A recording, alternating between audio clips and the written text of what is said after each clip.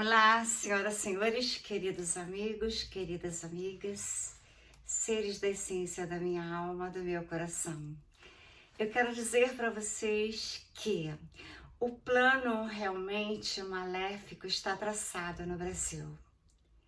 E eu acho que nós temos que realmente lutarmos, porque a Carla Zambelli gravou um vídeo que alguma daquelas caixinhas, sabe? Aquelas caixinhas fraudadas estavam no local suspeito em São Paulo, assim como outras em locais suspeitos no Rio de Janeiro. E aquela dívida de 18 milhões daquele 9 dedos foi perdoada dizendo que ele era inocente.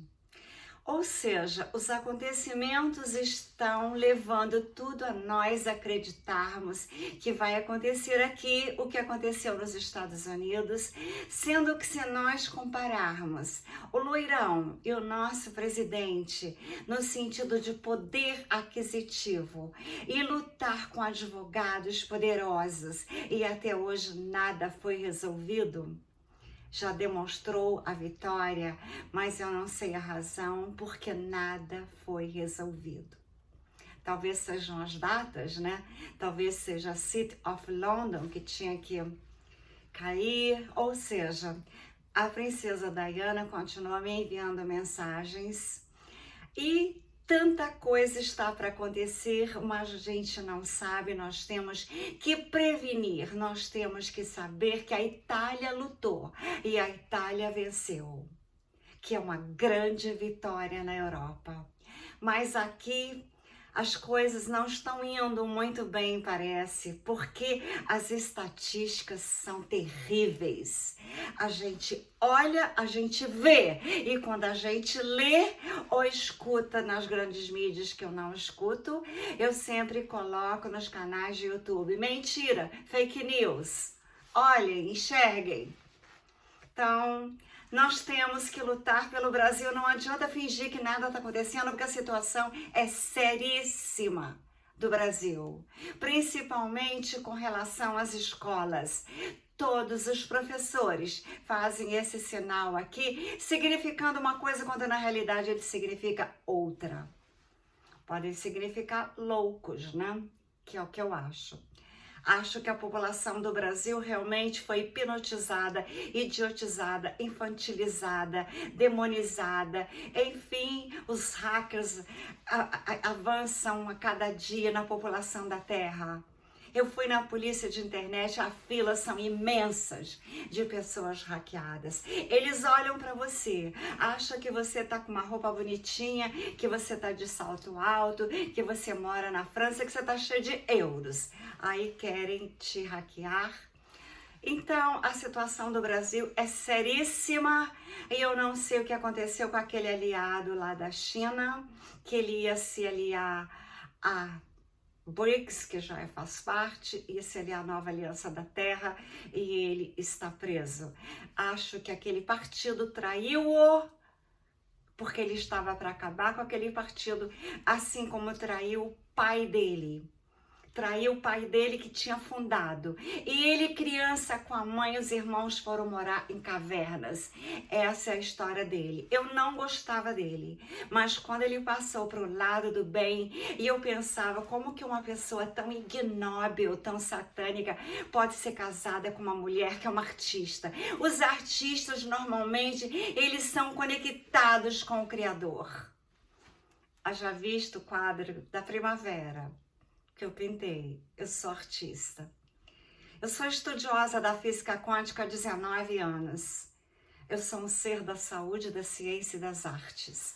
Então, por ser, eu sou uma estrela vinda das Pleiades que estou aqui para ajudar a humanidade a despertar. Eu acho que essas eleições teriam que serem canceladas.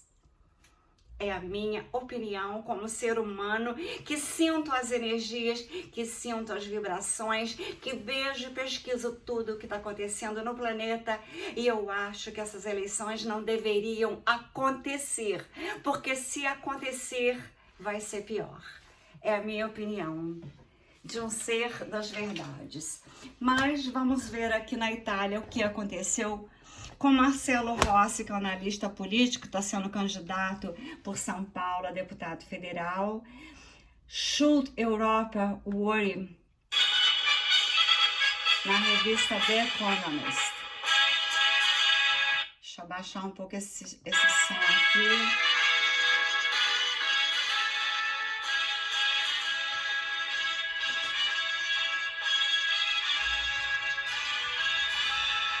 Elite em desespero pela libertação da Itália. Quando as pessoas estão em desespero, elas agem da pior maneira possível e imaginável. E aí, pessoal, tudo bem? Marcelo Rossi, Geopolítica e Operação Retomada. Estamos voltando ao canal nessa terça-feira, 27 de setembro de 2022, né? Estamos aqui felizes pela libertação da Itália. A Itália está liberta, pelo menos por enquanto, e a gente torce para que seja para sempre, né? Desse jugo opressor da nova ordem mundial, desse jugo opressor do Parlamento da União Europeia de Bruxelas, né? Então tá aí, Giorgia Meloni, né, venceu as eleições, tá uma choradeira na mídia internacional, mas tá uma grandíssima choradeira, né?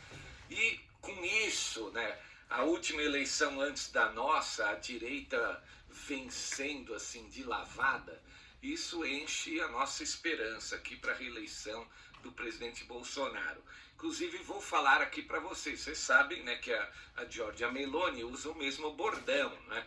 Deus, pátria e família, a Itália acima de tudo, Deus acima de todos, né? Uma verdadeira nacionalista.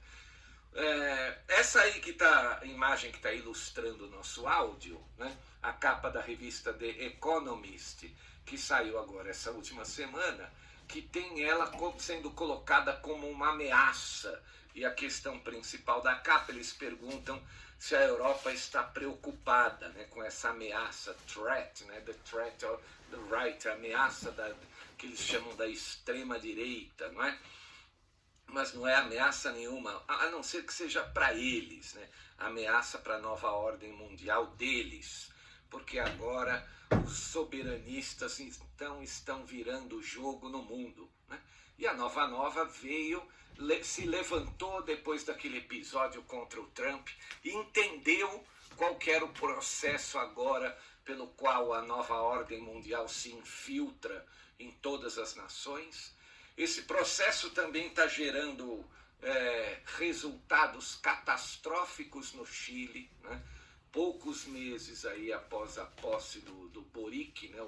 o esquerdista que venceu, vamos colocar essa palavra entre aspas, lá no Chile, né? O Chile já vive uma onda de protestos também, queimação de trens, metrôs, quebradeira geral, né? Quebradeira, eu digo, protestos quebrando tudo, né? Então isso aí o que seria? Esquerdistas lutando contra esquerdistas, não é? É o que parece. Por quê? Porque o cara venceu, entre aspas, né? E não conseguiu unir ninguém. É literalmente a mesma coisa naquela situação da Dilma em 2014, que um ano e meio depois já estava sendo impeachmentada. Se não tem respaldo popular, não tem condições de ficar sentado na cadeira. Essa é a realidade. Mas vamos ler então as matérias. Aqui eu peguei uma da agência FE, onde a Giorgia Meloni diz que a direita vai governar então para unir a Itália, né? Essa foi a primeira declaração pública dela, depois que sua legenda foi a mais votada nas eleições do último domingo, agora 25 de setembro, né? A líder do Partido Irmãos de Itália, o Fratelli d'Italia, esse hino lindíssimo que eu coloquei para vocês aí na introdução, né, do nosso áudio, né, antes de começar a minha análise aqui, é o nome do partido dela, que é mais ou menos o hino da Itália, Fratelli d'Italia, né? Então, Giorgia Meloni disse que a coalizão de direita que venceu as eleições gerais italianas vai governar de forma a unir todo o país, né? Essa foi a primeira declaração pública de Giorgia Meloni, depois que sua legenda, uma das três que formam a coalizão da direita, foi a mais votada no pleito. Com isso, ela deve se tornar a primeira mulher a governar a Itália, né? Meloni evitou tons triunfalistas e garantiu que a colisão, também composta da Liga de Matteo Salvini e do Força Itália de Silvio Berlusconi, governará para que os italianos possam se orgulhar, então, novamente de serem italianos. Isso é um recado claro para a União Europeia, né, que ela está mandando ali. De acordo com os resultados parciais, o FDI foi o partido mais votado, que seria o Fratelli d'Italia, né, com cerca de 26%. E a coalizão total obteve 43%, contra só 26% do bloco progressista, liderado pelo Partido Democrata, o PD. Os italianos deram uma indicação clara a partir das urnas, e a indicação é para um governo de direita, sob a orientação dos irmãos de Itália, do Fratelli d'Italia, disse Giorgia Meloni. Ela também afirmou que é hora dos italianos terem novamente um governo que saia de uma indicação nas urnas. Meloni lamentou que a campanha eleitoral tenha sido muito agressiva e violenta e ressaltou que a Itália e a União Europeia precisam da contribuição de todos para a complexa situação em que nos encontramos. Ela também se mostrou descontente com a taxa de abstenção no pleito, que foi altíssima, 36%, e declarou como objetivo reconstruir a relação entre o Estado e os cidadãos. Pois é, né? Mas teve mais coisas da mídia, né? Obviamente que eu disse para vocês que tinha uma choradeira tremenda, né?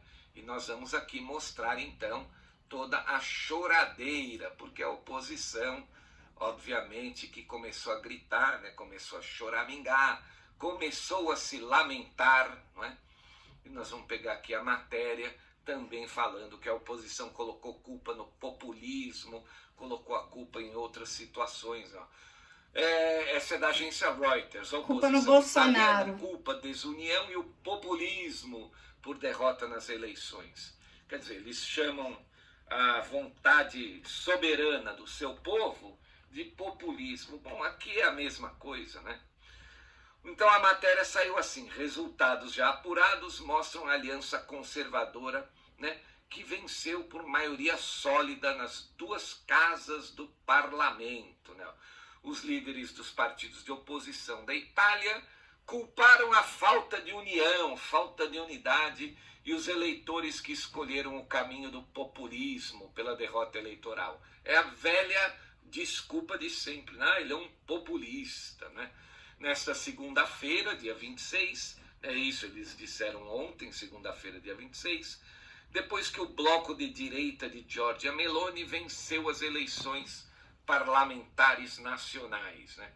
Próximo do fim da contagem, os resultados mostravam a aliança conservadora, que inclui o Fratelli d'Italia de Giorgia Meloni, a Liga de Matteo Salvini e o Força Itália de Silvio Berlusconi, a caminho de uma maioria sólida nas duas casas do parlamento, né? Os partidos de centro-esquerda e de centro, que disputaram a eleição isolados após uma série de desentendimentos, é bem parecido com o que está acontecendo aqui, né? Com o Lula da Silva e o Ciro, né? Então, eles conquistaram coletivamente mais votos do que a direita, mas uma lei eleitoral favorece amplas alianças, né, o que ele está dizendo aqui. Enrico Letta, o chefe do Partido Democrático da Oposição, né, o PD, anunciou que deixará o cargo. Letta, cujo partido obteve cerca de 19% dos votos, diz que a vitória da direita teve suas raízes na decisão do Movimento 5 Estrelas de retirar o apoio da administração de unidade nacional de Mário Draghi em julho passado. Isso causou a renúncia do ex-presidente do Banco Central Europeu, pondo fim aos planos de Letta de forjar uma aliança eleitoral com o Movimento 5 Estrelas, que obteve cerca de 15% graças a um forte desempenho no Sul.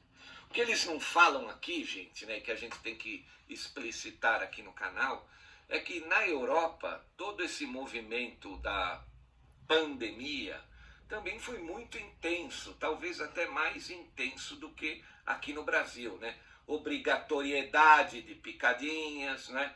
Povo na rua, os progressistas querendo trancar todo mundo, né? Vindo para cima da liberdade do povo. Isso aqui eles não estão falando. Mas isso aí fez com que o povo, então, se levantasse, né? Ninguém quer ser escravo dos outros, né? Então, com certeza, agora eles põem a culpa no populismo. E é o que vai acontecer aqui no Brasil, se Deus quiser. O presidente Bolsonaro saiu fortalecido desse processo da pandemia, vai se reeleger.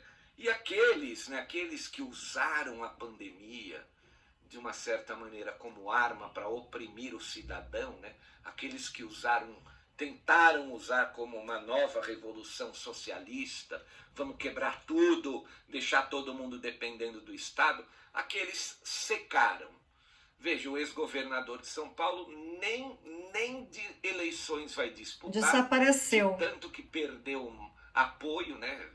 Acabou literalmente, é um defunto ele político, se matou. Ex-governador de São Paulo, e está lá em Minas Gerais, né?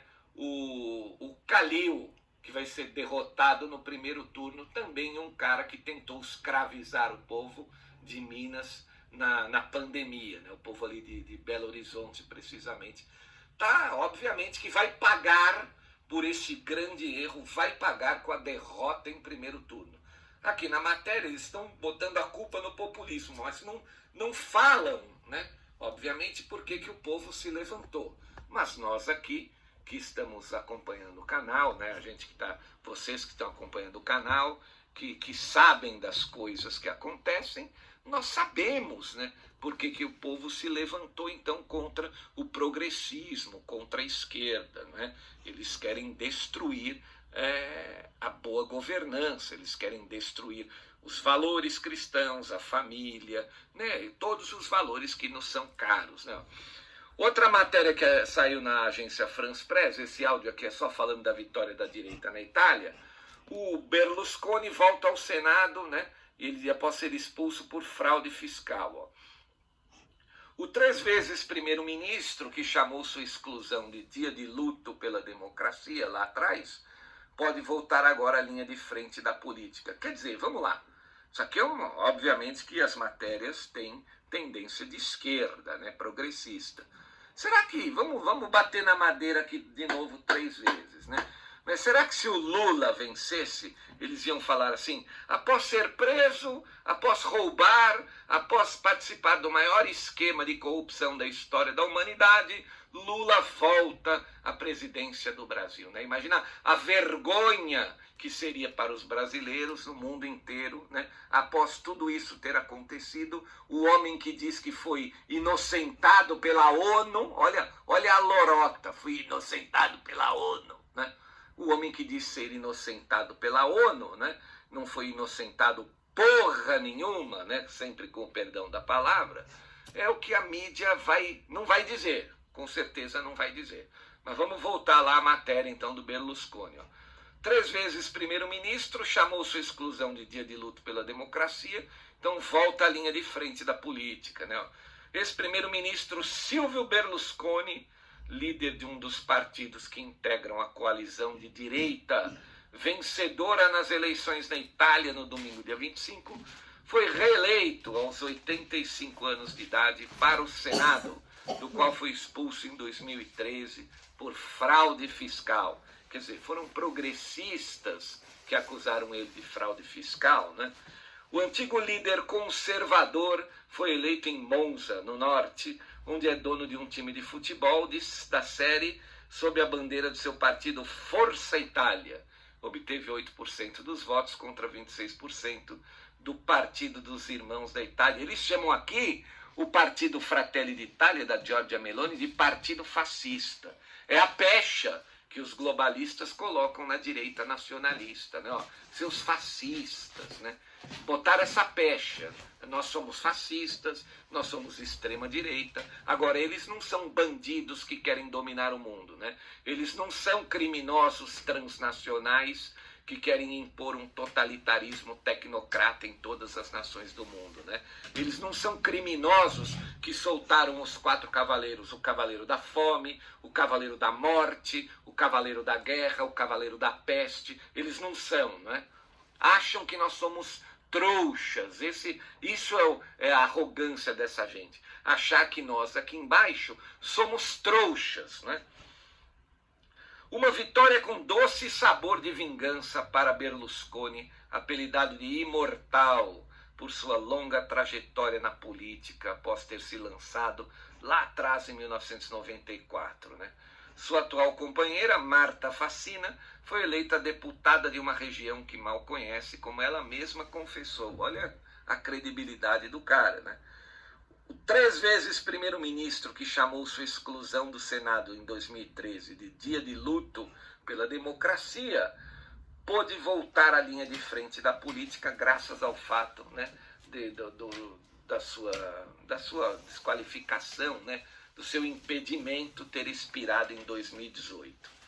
Em sua 9ª campanha eleitoral, talvez a última, realizada principalmente nas redes sociais, olha lá a nova, ó, nas redes sociais, ó, conquistou 600 mil seguidores no TikTok, a rede social das gerações mais jovens. O que isso significa? Ó, os jovens na Itália abrindo os olhos. Isso é muito importante, né?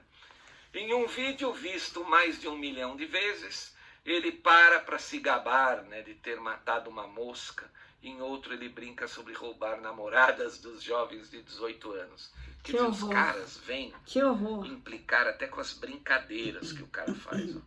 Sempre foi o número 1, proclama com um sorriso, o mesmo que costuma tratar seus 2 parceiros de coalizão. Giorgia Meloni, 45 anos, a grande vencedora das eleições, e o líder da Liga Anti-Imigração, Matteo Salvini, de 49 anos. Né? Apesar de seus evidentes problemas de saúde, o bilionário político se apresenta como grande mediador da coalizão de direita ao defender o europeísmo, né, contra Salvini e Meloni, conhecidos por seu euroceticismo. Né? Ele está dizendo aqui, então, que o Silvio Berlusconi tem uma simpatia maior pela União Europeia, mas o Matteo Salvini e a Giorgia Meloni não, né? Eles querem se livrar disso. Tanto que aí na capa da revista The Economist, vocês que me acompanham aqui sabem que a revista The Economist é uma revista da dinastia Rothschild, né? Controlada pelos Rothschilds, né? Então, obviamente, eles estão tacando pau aí na Geórgia, dizendo que ela, né, dizendo que a Europa deveria se preocupar com ela, porque ela é cética quanto à União Europeia, etc, etc, né? Bom, agora vocês estão vendo que Marcelo Rossi, aqueles meus amigos que são de São Paulo, ele é um comentarista, escritor, super famoso, inteligentérrimo, ele faz os melhores comentários, ele está do nosso lado, do lado do nosso presidente. Então, aqueles que são de São Paulo, votem nele se tiver eleições. A meu ver, que trabalho com energias, com sintonias, frequências e vibrações, lá na Itália, as urnas pertencem a quem? Aqui no Brasil, eu sei a quem pertencem. E elas estão sendo encontradas em lugares suspeitos. Isso que eu quero chamar a atenção. Carla Zambelli já denunciou, tem denúncias no Rio de Janeiro, as urnas não estão guardadas com TSE, elas não estão em lugares seguros. E que eu saiba, os donos delas é Jorge Soros e a Venezuela, e ainda tem um hacker de Portugal. E hoje em dia qualquer criança sabe hackear. Eu que o diga, eu sou atração de hackers, porque as pessoas sabem que eu morei em Nova York, que eu morei em Miami, que eu morei em Portugal, que eu morei na França, e elas adoram saber da minha vida, adoram pegar os meus contatos, as listagens que eu tenho, só que todos os e-mails que eu recebo normalmente são em inglês e francês. E tem pessoas que nem falam uma língua nem a outra e estão me hackeando. Então, o hacker é tão fácil de hackear, eles hackeiam tudo. Eles entram no seu iPhone, entram nos seus e-mails, eles mandam e-mails, parece que é do Banco do Brasil e não é, Parece que é da Caixa Econômica e não é. Parece que é da Microsoft. Aí eu mandei o e-mail para a Microsoft desmentiu que não tinha me mandado nada. E assim são os bancos. Ou seja, os hackers. Hoje, até uma criança sabe hackear. Como que vão acreditar em urnas eletrônicas, sendo que o poder está do lado oposto de Bolsonaro? Eu, como uma pessoa que pesquiso, que tenho alma, tenho coração, sinto as frequências dos lugares, dos países, eu digo para vocês que as frequências, as vibrações do Brasil são as piores possíveis e imagináveis que eu já senti aqui. Então, nós temos que ter muito cuidado com aquelas caixinhas eletrônicas. Que a paz esteja conosco. Que a vida que nós levávamos antes era tão maravilhosa, nós não dávamos valor. Nós nos preocupávamos com as coisas mais ínfimas. Um fio de cabelo que caiu no chão. Nós nos preocupávamos se a casa não estava bem arrumada. Hoje as nossas preocupações são imensas. É a fome, como ele disse, soltar o cavaleiro da fome, soltar o da peste. Agora, eu não gosto de profecias, porque com a física quântica tudo pode ser mudado quando nós mudarmos as nossas frequências, as nossas vibrações. Nós podemos mudar, assim como a minha mãe, eu com 3 anos de idade, ela me ensinou a mudar as frequências quando as flores lindas dos nossos jardins, que eram 2 jardins na fazenda, uma invejosa jogou o olho gordo dela e as flores murcharam. E a minha mãe, quando eu chorava, ela fez as flores reviverem. E eu faço isso, já fiz com um buquê de flor na minha mão. Eu estava esperando o meu namorado grego chegar no meu apartamento de Miami. Perto não tinha lugar para eu comprar flores. E eu tinha comprado e tinha caído uma tempestade, que Miami tem várias tempestades ao dia. Eu segurei as flores debaixo d'água e falei, revivam, porque eu preciso que vocês estejam lindas, porque o grego está chegando. E elas reviveram, porque eu aprendi com a minha mãe com 3 anos de idade. Agora eu peço a vocês energias positivas para nós não sermos idiotizados, infantilizados, para nós não sermos pessoas comandadas, porque nós temos que enxergar as verdades. Se as urnas estão em lugares suspeitos, não pode ter eleição, nem que elas estivessem lá, guardadas lá em Brasília, em local seguro. Eu confiaria, ainda mais que elas estão espalhadas com aqueles que só enxergam o poder, a ganância e a vontade de fazer tudo isso de novo como fizeram no passado. Alertai-vos, agem enquanto é tempo. Elevem as consciências enquanto é tempo, despertem enquanto é tempo, que está chegando a hora. Depois vai acontecer como no Chile, como na Argentina, depois vai acontecer como na época daquela última que nós tivemos, que as urnas foram e o AS que era para ter ganho. Eu me sinto aqui no Brasil perdida, como quando eu era criança, eu olhava as estrelas e queria ir embora. É assim que eu estou me sentindo no Brasil.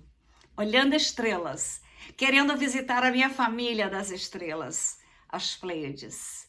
Aqui tem um ser pleiadiano entre as flores.